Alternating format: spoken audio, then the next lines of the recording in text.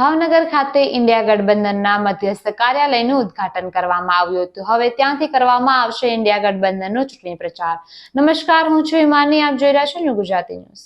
આમ આદમી પાર્ટી અને કોંગ્રેસ પાર્ટીના ઇન્ડિયા ગઠબંધન હેઠળ ભાવનગર લોકસભા સીટ પરથી ઉમેશ મકવાણા ચૂંટણીના મેદાને ઉતર્યા છે। આજ રોજ ભાવનગર ખાતે લોકસભા બેઠકનું મધ્યસ્થ કાર્યાલયનું ઉદ્ઘાટન કરવામાં આવ્યું હતું। ગુજરાત પ્રદેશ કોંગ્રેસ પ્રમુખ અને રાજ્યસભા સાંસદ શક્તિસિંહ ગોહિલ અને આમ આદમી પાર્ટીના પ્રદેશ પ્રમુખ ઈસુદાન ગઢવી દ્વારા કાર્યાલયનું ઉદ્ઘાટન કરવામાં આવ્યું હતું। આ પ્રસંગે ભાવનગર લોકસભા બેઠકના ઉમેદવાર ઉમેશ મકવાણા સહિત કોંગ્રેસ અને આમ આદમી પાર્ટીના મોટી સંખ્યામાં પ્રદેશના હોદ્દેદારો તથા સ્થાનિક હોદ્દેદારો અને કાર્યકર્તાઓ ઉપસ્થિત હતા।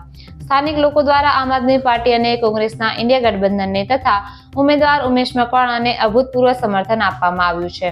આ કાર્યાલયના ઉદ્ઘાટન બાદ એક રેલીનું પણ આયોજન કરવામાં આવ્યું હતું। કાર્યાલયના ઉદ્ઘાટન પ્રસંગે આમ આદમી પાર્ટીના ગુજરાત પ્રદેશ પ્રમુખ ઈસુદાન ગઢવીએ જનતા સમક્ષ પોતાની વાત રજૂ કરતા જણાવ્યું હતું કે ભાજપના લોકો કહેતા હતા કે તેઓ દેશમાં 400 સીટો અને ગુજરાતમાં 26 માંથી 26 સીટો જીતશે, પરંતુ આ તમામ દાવાઓની છેલ્લા 15 દિવસમાં હવા નીકળી ગઈ છે। વધુમાં તેમણે પ્રહાર કરતા જણાવ્યું હતું કે ઇન્ડિયા ગઠબંધનમાં ભાજપને ડર લાગ્યું એટલે એણે પહેલાં ઇન્ડી ગઠબંધન કર્યું। પહેલાં તો ઇન્ડિયાની જગ્યાએ ભારત લખવાનું શરૂ કર્યું। આ કેટલા નિમ્ન કક્ષાના છે રાજનેતાઓ ભાજપના કે જેમણે એ હદે વિરોધ કરવાનું શરૂ કર્યું। પછી એમણે મહારાષ્ટ્રમાં સરકારો તોડવાનું કામ કર્યું, પછી બિહારમાં ફરીથી હેરાન કરવાનું શરૂ કર્યું, એમણે ઝારખંડમાં કોશિશ કરી અને પછી એમણે ઝારખંડના મુખ્યમંત્રીને પણ જેલમાં નાખ્યા, પછી માનનીય અરવિંદજીને પણ જેલમાં નાખ્યા। અને કાલે તમે જોયું હશે કે સંજયસિંહજીને એ કહીને સુપ્રીમ કોર્ટે કીધું કે ભાઈ આમાં કંઈ પુરાવા જ નથી। એટલે પીએમએલએ અંતર્ગત જેલમાં નાખીને આમ આદમી પાર્ટીને ખતમ કરવાનું ષડયંત્ર કર્યું। એટલે માનનીય સુનીતા કેજરીવાલજી પણ કદાચ ગુજરાત અમે પ્લાન કરી રહ્યા છીએ કે પ્રચારમાં આવે અને હેમંત સોરેનના જે વાઇફ છે કલ્પનાબેન સોરેન એમની સાથે પણ અમારી ચર્ચા ચાલી રહી છે।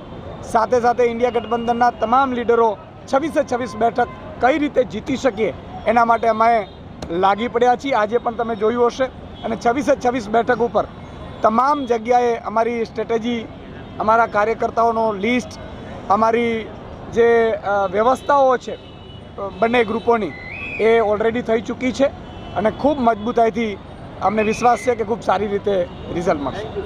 ત્યારબાદ ગુજરાત પ્રદેશ કોંગ્રેસ પ્રમુખ શક્તિસિંહ ગોહિલે પોતાની વાત રજૂ કરતા જણાવ્યું હતું કે આજે કેન્દ્રની ભાજપની સરકાર ખૂબ જ અહંકારમાં છે।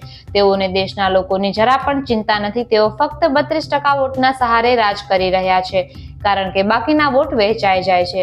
માટે જો 67% વોટોનું સંકલન થાય તો 32% વાળા રાજ ના કરી શકે, તે માટે ઇન્ડિયા ગઠબંધનની રચના કરવામાં આવી છે। સાથે જ તેમણે અપીલ કરી હતી કે કોંગ્રેસ અને આમ આદમી પાર્ટીના કાર્યકર્તાઓ સાથે મળીને ઉમેશ મકવાણાને જંગી બહુમતીથી વિજય અપાવશે। આવી જ લેટેસ્ટ અને અપડેટેડ ન્યૂઝ માટે જોડાયેલા રહો ન્યૂ ગુજરાતી ન્યૂઝ પર।